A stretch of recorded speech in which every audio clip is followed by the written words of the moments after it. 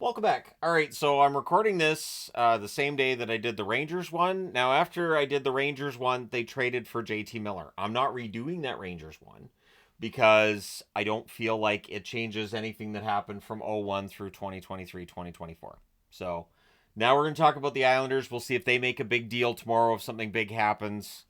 Tomorrow being Saturday, that'll be February the 1st. This will go live on the channel a long ways from now. I'm trying to get ahead of this because I know cold weather's coming in. And anyways, I'd like to get these done in this room. We'll see how many I end up doing in here. So the New York Islanders.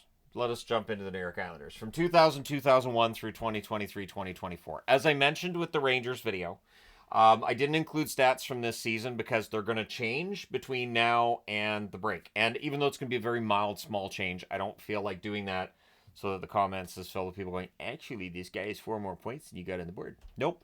So, the New York Islanders, the power ranking side of things for the quarter century bit, they didn't do that well. 27th in the regular season, 25th in the playoffs. And, I mean, the Islanders are one of those teams that have had more downs than they've had ups. They did make it to the conference finals in 2020 and 2021, and it was a long time coming for them to finally get relevant in the playoffs. In 1993, they went all the way to the conference final. That was an odd year where all third place teams in their division ended up winning and being the conference finalists, which was fun. It was fun to watch those playoffs. Famously won by Montreal over LA in the finals, of course. But the Islanders were that conference finalists that Montreal had to go through. From then, they didn't win another round until 2016. So it took a long time for them to win another round. They even had a 5-year stretch without any playoffs at all. So their last Stanley Cup win was 1983. That was the fourth of four in a row, which gets put on jerseys. Yeah, there it is, the four in a row. I gave them a grade of C, so I added that last moment in the New York Rangers one, and I'll go ahead and tell you here, I'm giving them a C. I don't think I'm going to give anybody a fail. Don't worry, Buffalo fans. I don't think I'm going to give you guys a fail. Not you guys, the team. You know, the team.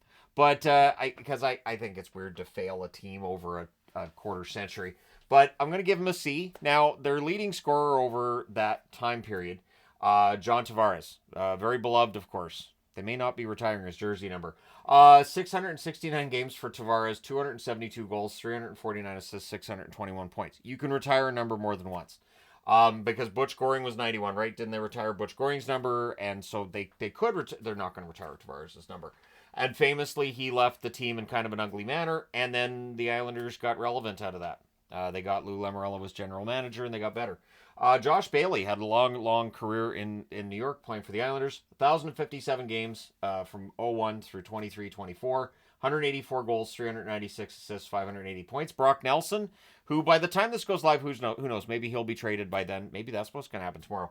840 games, 275 goals, 256 assists, 531 points. Anders Lee, 759 games played, 280 goals, 193 assists, 453 points. He's big on the goals, and he'll get to 300 sooner or later. Barzell, 500 games played coming into this season, 128 goals, 314 assists, 442 points. I think Barzell, I think that the style of hockey the Islanders play suppresses points a little bit. I think if he played for a more freewheeling team, he'd have more points. You guys can let me know your thoughts.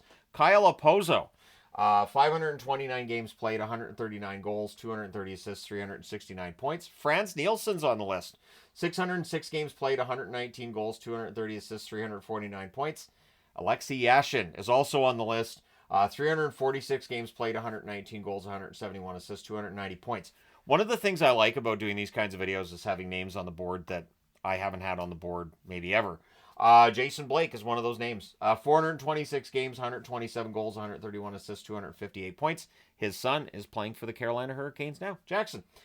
Casey Cizikas makes the top 10. 815 games played, 107 goals, 138 assists, 245 points for Casey Cizikas. Not bad for a guy who's been mostly third, fourth line throughout his career. Goaltenders, it's led by DiPietro. So when you look at the New York Islanders over this quarter century, there are some missteps, and that DiPietro contract is one of them. But his record, 130, 138, and 28, well, the team wasn't very good in front of him. He had a .902 save percentage. Honestly, before the injury concerns with him, he was a pretty good goaltender. I would say middle of the road. Not necessarily great, but not really as bad as a lot of people seem to remember him being. And then the injuries took over, and that finished it. Grice, a record of 101, 60 and 17, 915 save percentage. Ilya Sorokin, I'll go out on a limb and say best goaltender that the Islanders have had over this quarter century. Record of 95, 65 and 30 with a 919 save percentage. And Yarrow Halak, 88, 65 and 19 with a 913 save percentage. So staying with the top 4 goaltenders and the top 10 scorers for every team going forward. Coaches, there have been some coaches with the New York Islanders, haven't there? And this again is just back to 2000, 2001.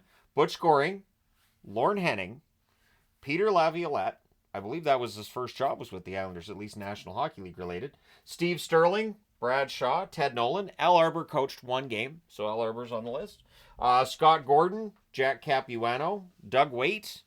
Doug Waite was a coach there. Barry Trotz, Lane Lambert, and, of course, their current coach, Patrick Waugh. Lou Lamoriello's never shy about switching out the coach if he feels he needs to. Now, getting to Lou Lamoriello, we'll look at the GMs. And, of course, Mike Milbury, famously or infamously. I'm going to go with infamously. I did a video on his coaching career, which was good. Mike Milbury was a good coach, and I'm throwing that out there because I think a lot of people might forget because it gets overshadowed by the fact that as a general manager, he made some trades. He does those trades. We all look back on those trades, and I've talked about them in a video. I'm not going to link it to this one, but if you look up Mike Milbury on the channel, you'll find a couple of videos. Neil Smith was a general manager for 40 days, and there was a time with the New York Islanders where they were seen as, I'm not going to say a joke, but they were in tire fire region, but it did feel like there was a lot of chuckling going on. And when Neil Smith lasted 40 days and he's like, I'm out of here. I seem to remember Pat LaFontaine didn't last much longer than that either. The Islanders now are a much better run ship than what we had at that point in time. Garth Snow was then named general manager. He had been their goaltender not long before that. I think he went straight from retirement to general manager. And I remember doing a video on Garth Snow, and honestly, I went into it thinking it was going to be a hatchet job on Garth Snow's general managing career, but he was pretty good. He was actually pretty good. He wasn't great. He did have his missteps. He wasn't perfect, but he wasn't as bad as I thought a lot of people made him out to be. And then now, of course, their general manager Lou Lamoriello, who, depending on who you ask, either he's done a really good job or he hasn't. Then you get into the captains: Kenny Johnson, Michael Pekka, Alexei Yashin was captain. I'd forgotten Alexei Yashin was captain. Bill Guerin. See, these are good refreshers for me as well. Bill Guerin, Doug Waite, Mark Streit is on the list. John Tavares, famously or infamously, of course, and current captain Anders Lee. So the New York Islanders have had a very interesting past 25 years. It has not featured a championship. Who knows? Maybe Patrick Waugh can get them there. At the time I'm recording this, they're on a 6-game heater. So 6-game win streak definitely pulls them back into the hunt for a playoff spot. The East has been just absolutely crazy. And if the Islanders make the playoffs, as we saw in 2020 and 2021, they should not be taken lightly. But let me know your thoughts in the comment section below as always. Don't forget to hit like and subscribe in the event you may not have done so already.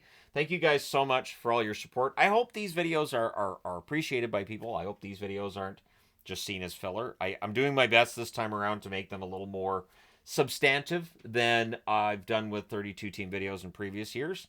So hopefully these go well. But let me know your thoughts. Thank you guys so much for all your support as always. It's greatly appreciated. I will talk to you again soon.